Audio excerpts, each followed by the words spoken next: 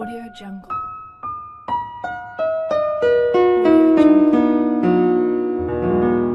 Two British Army dogs, which helped save thousands of lives in Afghanistan, face death by lethal injection after senior officers ruled that they can't be rehomed. Kevin and Des worked with troops to locate explosives in Helmand province and retired 4 years ago. The Belgian Shepherds are due to be put down next week as they were deemed unsafe.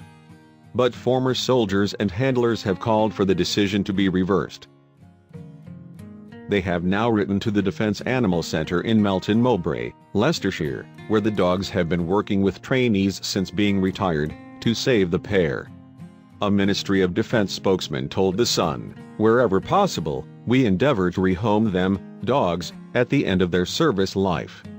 Sadly, there are some occasions where this is not possible." A petition has been launched by former SAS soldier Andy McNabb in a bid to stop the duo being put down, as well as a third canine, a former police dog named Driver. On the site, he wrote, "Dogs like Kevin, Des and Driver are an asset when they are serving, but they even more of an asset when they are retired. We owe them every chance possible to be housed and not killed."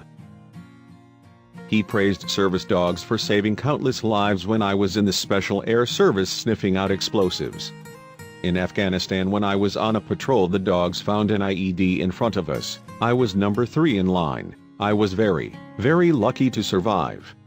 In 2012, the mod sparked controversy when 2 dogs, which were protecting Prince William, were put down just 2 days after he left.